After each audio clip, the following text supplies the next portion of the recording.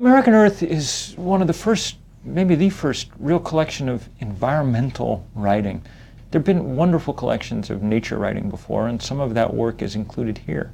But we've really focused on writing about the nexus between people and the earth, and how they treat each other and what we can learn from that interaction. That's a process that we've gotten to see firsthand in America in a way that we haven't elsewhere.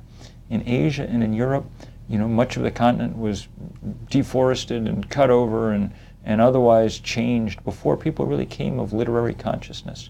But in the New World, we were doing these things right while we were taking note of them. And the result has been this sterling and fascinating literature of the environment. I was continually surprised in the course of this project by how prescient some of these writers were and how on the moment.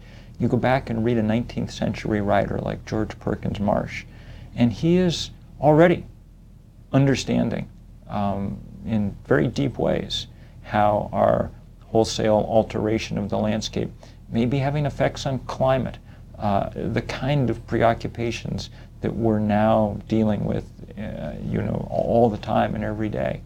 The prescience, the understanding that there was something getting out of hand and out of scale in the human assault upon the planet came very early in this writing. It goes straight back to Thoreau, and it gives us resources to work with. It also gives us reason to pause for how little attention we really paid over all those decades. Through this process, we discovered all kinds of interesting writers, and that some of whom I'd known about and some of whom I hadn't.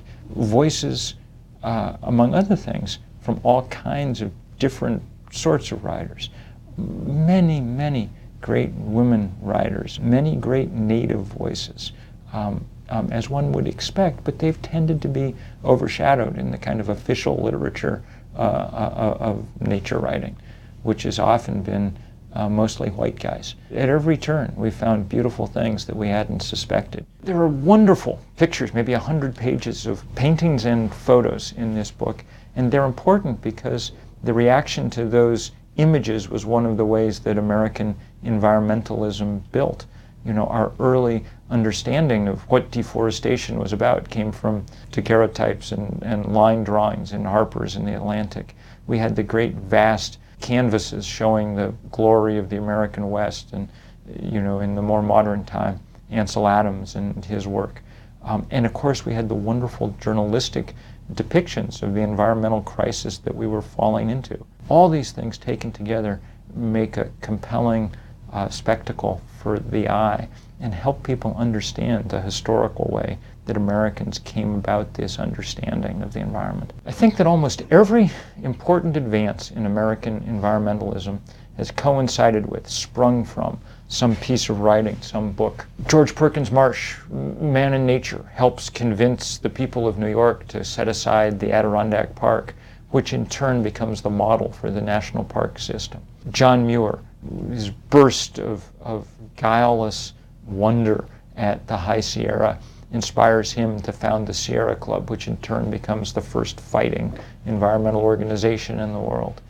Rachel Carson pulls back the mask of modernity a little bit to show that progress wasn't always as shiny as we thought it was going to be, and helps kick off what we came to call the 1960s. That connection between writing and activism has been deep and rich and is right up to the moment.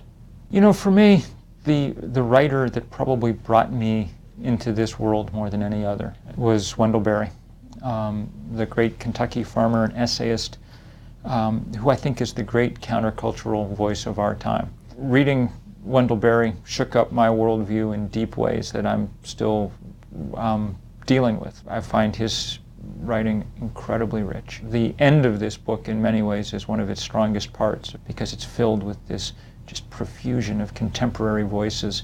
It's almost as if, as the planet's environment has deteriorated, there's been an almost linear relationship in the number of great writers rising to its defense. Activists in this country are lucky in that we have a great deal of history to draw on. We don't have to make this up from scratch. Much of our environmental literature is dealing with questions that are very local or very national. And now we're into an era of great global environmental cataclysm, and it's going to be necessary to take what we can from those traditions and apply it to a much larger sphere. At least for me, the activism I do, and that's how I spend much of my time now, most of my time, is completely informed and impossible to imagine without the kind of background of Muir and Carson and all the rest, the kind of people who taught me how to understand and then how to try to move the world a little bit. I hope that American Earth will be more than just another decoration on people's bookshelves.